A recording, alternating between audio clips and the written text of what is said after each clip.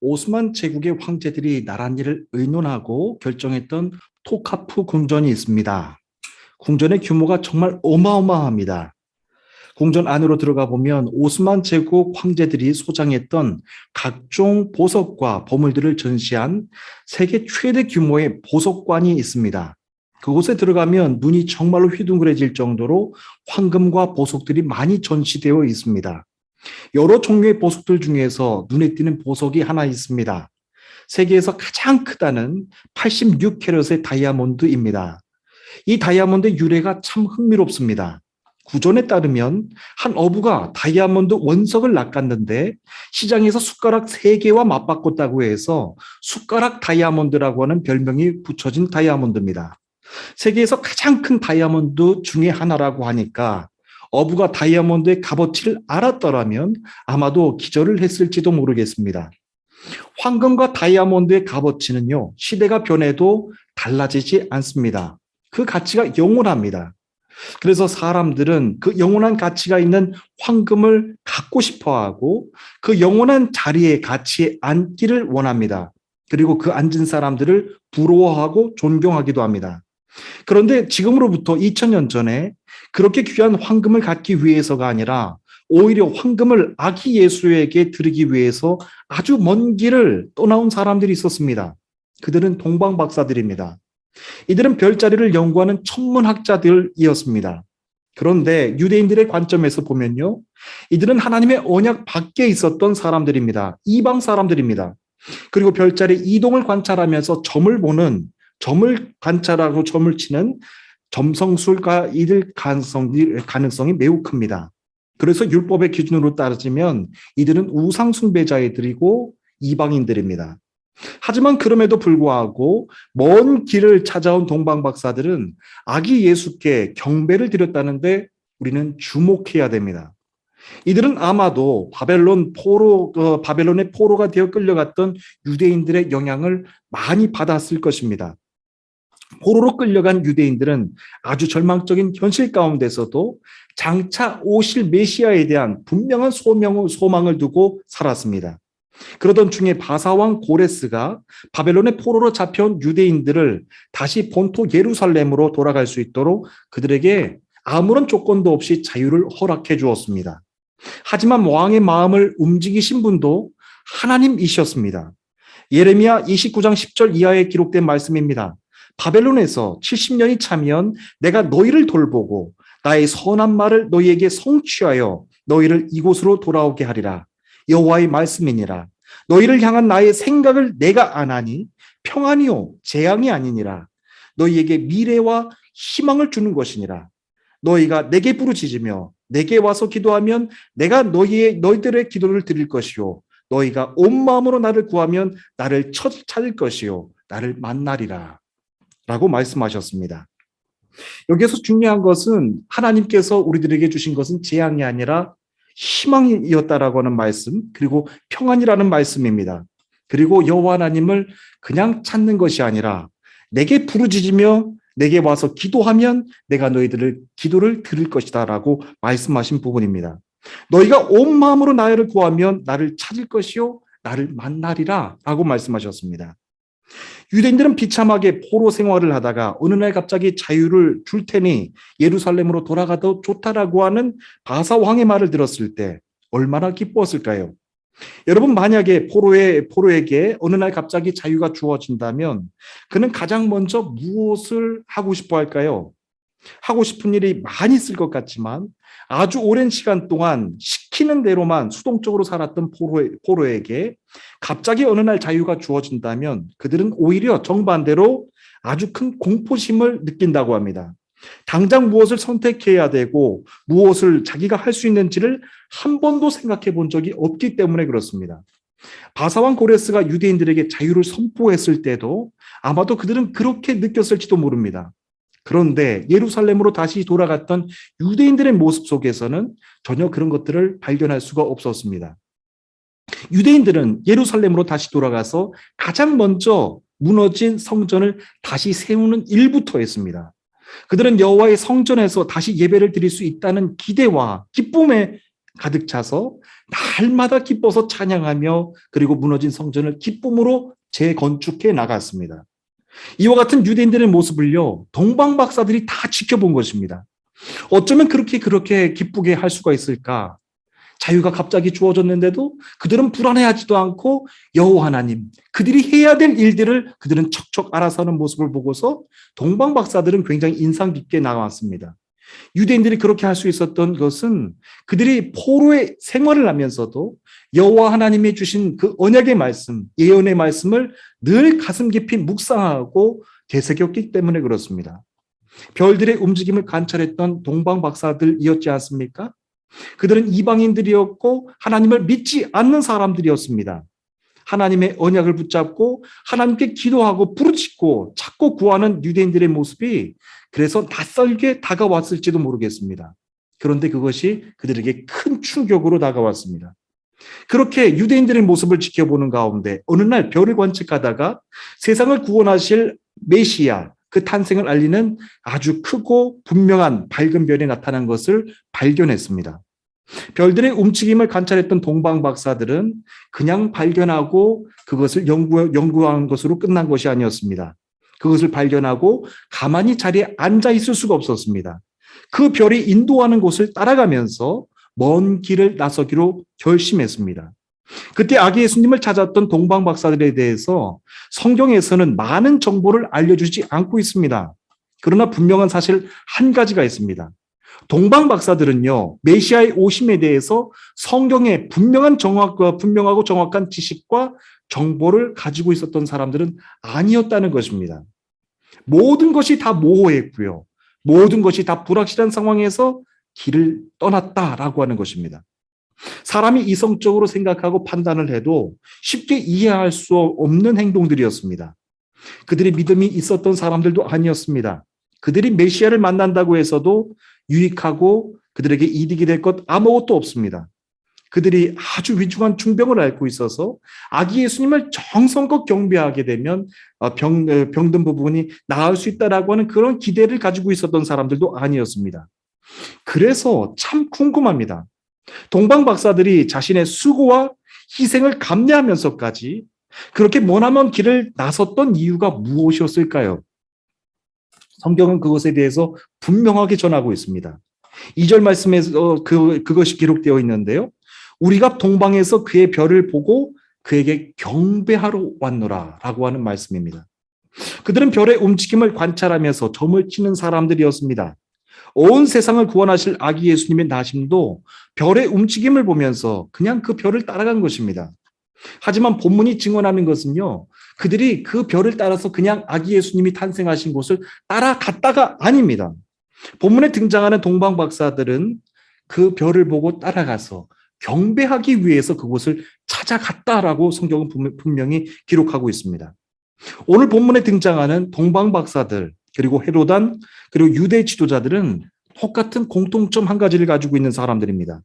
그들 각자 모두는 뭔가를 굉장히 열심히 찾는 사람들이었다는 것입니다. 그들은 모두 예수님의 탄생에 대해서 관심이 참 많았습니다. 동방 박사들도 이렇게 말합니다. 유대인의 왕으로 나신 이가 어디 계시는가? 라고 물었고요. 헤로당도 이렇게 물었습니다. 그리스도가 어디서 나겠느냐? 라고 하면서 그리스도의 나심에 대해서 굉장히 찾고 있었던 사람들입니다. 그런데 그 목적은 서로 완전히 다 달랐습니다.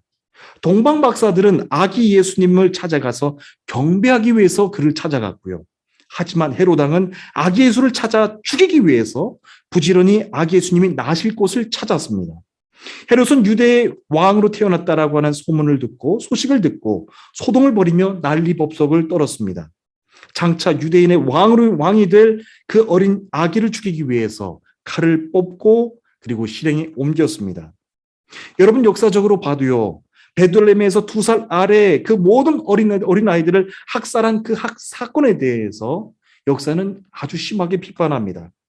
그 때문에 얼마나 많은 사람들이 자신의 아이를 잃고서 통곡을 했는지 모릅니다.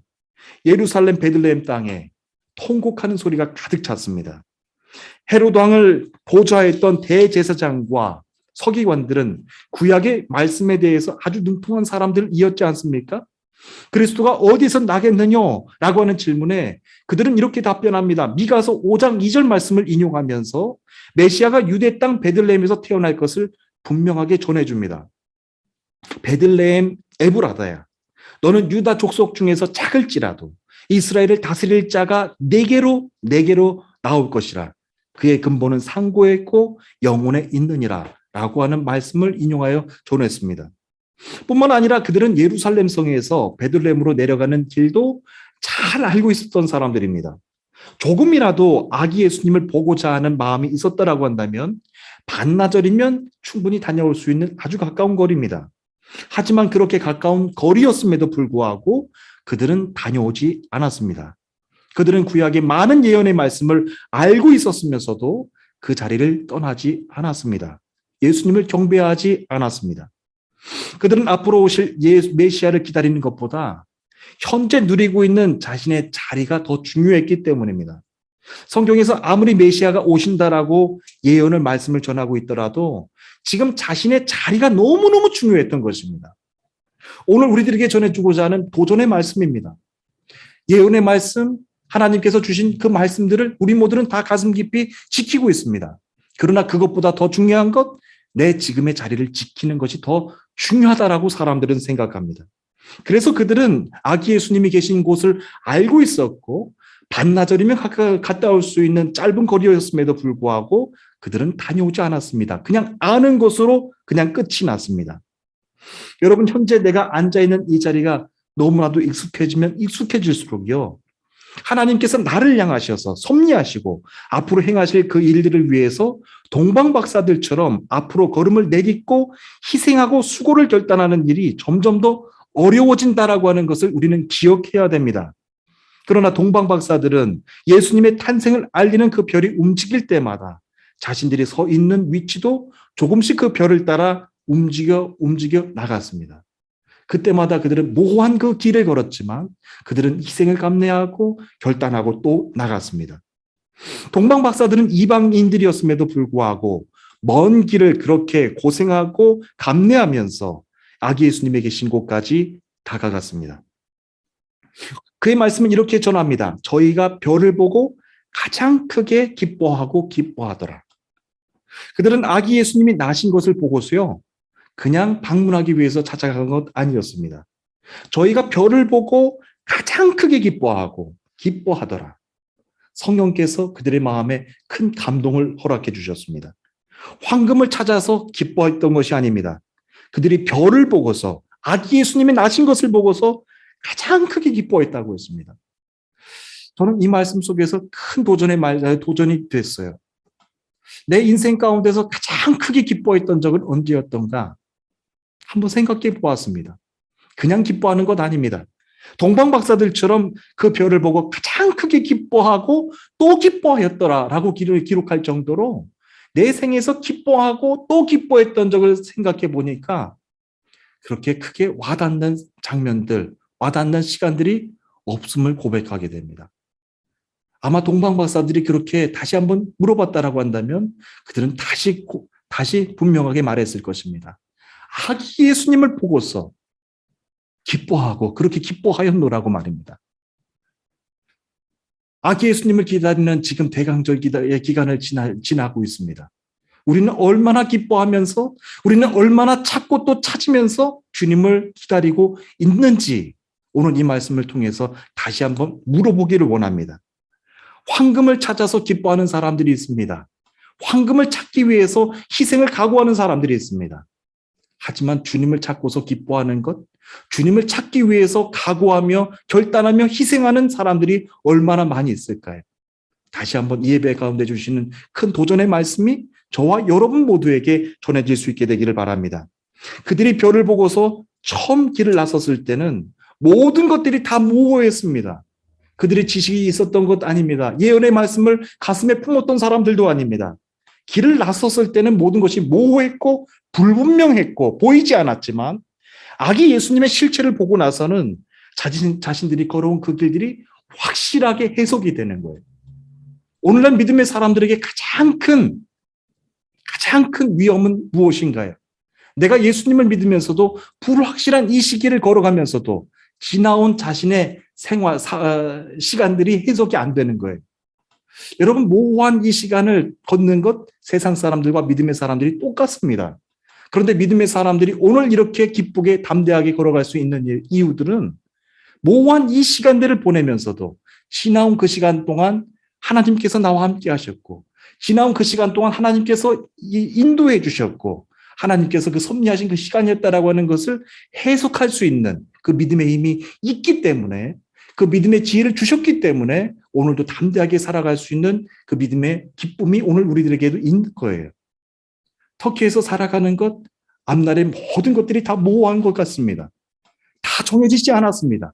그러나 뒤에 내가 살아온 그 길을 다시 한번 돌아보니까 그 길은 내가 개척해서 온 길이 아니라 하나님께서 인도해 오신 길이었다라고 하는 것을 분명히 알게 되는 거예요. 동방박사들은 그것을 본 것입니다. 길을 나섰을 때는 다 모호했지만 아기 예수님의 실체를 보니까 우리가 지나온 그 길들이 실수하고 모호한 길을 그냥 무참히 그냥 걸어왔던 것이 아니구나라고 하는 것이 분명하게 해석이 되는 거예요. 저는 이 대강절 기간 동안에 여러분들이 지나온 그 시간들이 다시 한번 해석되면서 오늘도 분명하게 나를 이끌고 계시는 하나님의 그 인도하심과 섭리하심이 분명하게 확실하게 해석될 수 있는 아버지 하나님 그 은혜가 여러분 모두에게 충만히 넘쳐날 수 있게 되기를 축복합니다. 우리들의 자녀들, 우리들의 기업체들, 아버지 하나님 그 모든 섭리를 이끄실 때 우리는 모호한 그 길을 걸어갈 때 마음이 불안할 수 있습니다.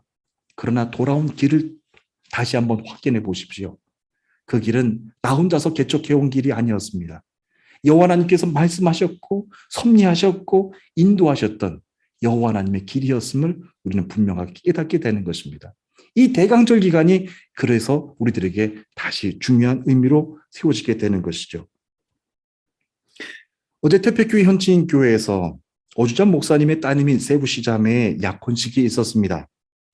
세부시 자매 약혼자는 전에도 말씀드렸던 것처럼 터키 최동부 지역의 아르 지역에서 온 믿음의 형제입니다. 노아의 방주 사건이 있었던 지역입니다. 주님을 믿기로 결단하고 가족과 결별하고 나왔기 때문에 어제 약혼식에도 참석한 가족들은 단 한 사람도 없었습니다. 인간적으로 가족 가운데 한 사람도 없는 그 모습을 보면서 그에게 참 외로움이 많이 느껴졌을 것 같다라고는 개인적인 생각을 해보았습니다. 하지만 자신의 가족을 포기하면서까지 그 하나님을 믿는 믿음 안에서 하나가 되기로 약속한 두 형제자매가 너무나도 귀하게 보였습니다. 그리고 그 형제자매가 바라보는 곳, 그 자리에서 하나님께서 큰 은혜를 주셨는데 그 두 형제자매가 바라보는 그 곳은 단 한 분, 오직 예수 그리스도 한 분이신 것을 생각해 보니 저도 모르게 가슴이 많이 뭉클해졌습니다. 제가 그 자리에서 큰 은혜를 받은 것이 바로 그것입니다. 형제 약혼을 축하해 주기 위해서 그 자리에 있었던 그의 가족들은 한 사람도 없었지만 생명의 길, 십자가의 길을 걷기로 결단한 그 형제를 따뜻하게 안아주고 계시는 예수님이 분명하게 느껴졌습니다. 그리고 서로 다른 선남 선녀로 살아왔지만 이제 그들은 각자의 길을 바라보는 사람들이 아닙니다. 믿음 안에서 오직 한 분 예수 그리스도를 바라보는 복된 사람들이 된 것입니다. 세상 사람들은요, 똑같은 것을 바라보고 있어도 각자의 계산과 생각을 가지고 판단을 합니다. 분명하게 보이는 길을 걸으면서도 그 날이 모호하다고 하면서 불안해합니다. 그러나 믿음의 사람들이 걸어가는 길도 세상 사람들과 크게 다를 것이 없습니다. 때로는 앞이 보이지 않기도 하기도 하고 또 어떤 때는 모든 것이 모호하고 불분명하게 느껴질 때가 있습니다. 하지만 그럼에도 믿음의 사람들의 얼굴에는 항상 여유가 있고 확신이 차 있습니다. 예수님이 날마다 그에게 길이 되어주시고요. 날마다 생명이 되어주시고 진리가 되어주시기 때문에 그렇습니다. 어쩌면 우리 자신 또한 대제사장과 성경에 기록된 서기관들과 똑같은 위치에 놓여 있는 사람들일 수도 있겠습니다. 주님을 알고도 그리스도를 간절하게 찾지 않습니다. 가장 가까운 데 있으면서도 주님을 구하지 않습니다. 그들처럼 우리도 성경에 대한 많은 예언의 말씀, 지식들을 가지고 있습니다. 더구나 우리는 다시 오실 메시아에 대한 예언의 말씀도 잘 알고 있습니다. 이미 예수님을 믿어 구원받는 성도가 되었습니다. 하지만 그럼에도 불구하고 예수님을 이미 믿었다고 하는 생각 때문에 주님을 더 간절하게 찾지 않고 있는 내 모습은 바라보고 있지 않습니까? 혹자는 이와 같은 신앙생활을 가리켜서 우연의 신앙생활이라고 불렀습니다. 우연의 신앙생활, 매 주일마다 예배를 빠지지 않고 성실하게 잘 예배를 드리면 나도 언젠가는 사도 바울처럼, 나도 언젠가는 베드로처럼 영적으로 벼락맞는 날이 오겠지라고 하는 모모한 그런 기대를 가진 것을 가리켜서 이렇게 표현을 합니다. 우연의 신앙입니다. 여러분, 우연의 신앙을 가지면 얼마나 참 우리들 마음 가운데 그 확실한 것이 없어서 달마다 복권을 꿈꾸면서 살아가는 세상 사람들처럼 그렇게 우리들의 신앙생활이 참 피폐해지는지 모르겠습니다. 그러나 우리들의 신앙생활 가운데 우연으로 이루어지는 것은 하나도 없습니다. 우연으로 되는 것 또한, 우연으로 인도함을 받는 것 또한 아무것도 없습니다. 성령님께 구하면 구할수록 그분과는 더 가까워집니다. 하지만 반대로 그분을 구하지 않으면 성령님은 우리들을 멀리 하십니다. 갈라디아서 6장 8절에 기록된 말씀, 사도 바울이 전한 말씀입니다. 자기의 육체를 위하여 심는 자는 육체로부터 썩어진 것을 거두고 성령을 위하여 심는 자는 성령으로 영생을 거두리로다. 할렐루야. 농부가 아무리 간절한 마음으로 기도하고 또 기도해도 농부가 할 수 없는 일이 있습니다. 자신의 힘으로는 곡식을 자라게 할 수도 없습니다. 자신의 힘으로는 열매를 거둘 수도 없습니다. 그런데 농부가 해야 되는 일이 있습니다. 그가 직접 땅을 갈고 씨를 뿌리는 일입니다. 물을 주고 잡초를 제거하는 일입니다. 그러면 땅에서 자연히 힘을 얻어서 씨를 받아서 곡식을 맺게 하고 열매를 맺게 합니다. 그래서 여호와 하나님을 구하는 것도 마치 씨앗을 뿌리고 개간하는 것과 똑같은 것입니다. 하나님이 우리들 속에서 일하실 수 있는 그 자리를 마련해 주십니다. 우리를 변화시킬 수 있는 곳에 우리를 열매 맺게 하십니다. 그러면 하나님께서도 함께 일하시고 구하는 자를 일으켜 그를 사용하십니다. 하나님을 찾고 구하는 것이 마치 이와도 같습니다. 하나님을 찾고 또 찾으면 하나님은 구하는 자에게 은혜를 주십니다. 자라게 하시고 그에게 열매를 맺게 하십니다. 사랑하는 주님의 성도 여러분, 우리는 매년마다 이 대강절 절기를 지나고 있습니다. 하지만 오늘 내 가슴을 다시 한번 물어보고 만져보기를 원합니다. 우연의 신앙으로 살아가는 것, 우연으로 살면 언젠가는 아브라함처럼 믿음이 오겠지. 우연으로 예수님을 잘 믿으면 언젠가는 베드로처럼 뜨거운 믿음을 가질 수 있겠지. 라고 하는 우연의 신앙을 가지고서는 하나님을 그렇게 만날 수가 없습니다. 대강절 이 기간 동안에 저는 큰 은혜와 도전을 받으실 수 있는 저와 여러분 모두가 되시기를 간절히 축복합니다. 자기의 육체를 위하여 심는 자는 육체로부터 썩어진 것을 거두고 성령을 위하여 심는 자는 성령으로부터 영생을 거두리라. 사도 바울이 그것을 정확하게 본 것입니다. 아무리 믿음의 성도라고 할지라도요, 구하지 않으면 구하지 않는 만큼 잡초가 자라고 찾지 않으면 찾지 않는 만큼 여호와는 우리를 멀리 하십니다. 그러므로 대강절 이 기간 동안 우리가 해야 될 일이 무엇이겠습니까? 여호와 하나님을 찾고 또 찾고 구하는 것이 중요합니다. 하나님이 우리 속에서 일하실 수 있는 자리를 허락해 주실 수 있도록, 우리를 변화시켜서 열매 맺게 하실 수 있도록, 우리들에게 가까이 오실 수 있도록 여호와 하나님을 더 간절하게 간구하는 것입니다. 예수님은 마태복음 7장에서 이와 같은 말씀을 전하셨습니다. 구하라, 그러면 너에게 주실 것이요. 찾으라, 그러면 찾을 것이요. 문을 두드리라, 그러면 너희에게 열릴 것이니 구하는 이마다 얻을 것이요. 찾는 이마다 찾을 것이요. 두드리는 이에게 열릴 것이니라 라고 약속의 말씀을 전해주셨습니다. 주님은 사람들에게 자신이 발견되어지기를 원하십니다. 그런데 오직 그분을 간절히 찾고 구하는 사람들에게 주십니다. 예레미야서 29장 13절에 있는 말씀입니다. 너희가 전심으로 나를 찾고 찾으면 나를 만나리라 라고 말씀하셨습니다. 오늘도 이 시간을 계속해서 우리들은 믿음을 지키면서 살아가고 있습니다. 이 악한 시대 가운데서도 믿음을 잃지 않고 살아가기 위한 나의 노력과 깨어짐이 너무나도 중요한 때를 지나가고 있습니다. 세상은 코로나 바이러스 때문에 온갖 사건 때문에 믿음에 대해서는 관심이 없이 살아가고 있습니다. 이와 같은 악한 시대 가운데서도 아버지 하나님은 오늘도 깨어 간절하게 구하고 찾고 또 구하는 성도들의 모습을 원하고 계십니다. 사랑하는 주님의 성도 여러분, 이 기간 동안에 하나님은 여러분들을 다 강건하게 지켜주시기를 원합니다. 그러나 내가 찾는 만큼 하나님은 와주실 것이고 구하는 만큼 하나님께서는 나에게 일하여 주신다라고 말씀해 주시는 것입니다. 우리가 하나님을 갈망하며 추구하는 까닭은 하나님께서 나에게 황금을 주시기 위한 기대를 하고 구하는 것 아닙니다. 하나님께서 나에게 더 가까이 오셔서 나를 통하여서 이 구속의 이 시기를 아버지 하나님께 올려드리며 쓰임받기 위해서 내가 그렇게 살아가는 것입니다. 이제 말씀을 마치고자 합니다. 모든 것이 다 모호한 이 시기를 지나가고 있습니다. 우리 어른들도 마찬가지고 아이들도 마찬가지고 우리 기업도 마찬가지고 교회도 마찬가지입니다. 앞으로 무엇을 해야 될지 무엇을 할 수 있는지를 모호하게 지나가고 있습니다. 하지만 지나온 시기를 돌이켜 보시길 바랍니다. 하나님이 그 일을 행하셨고 하나님이 그 일을 여러분들을 통하여서 기뻐하셨다라고 하는 것을 우리는 보게 됩니다.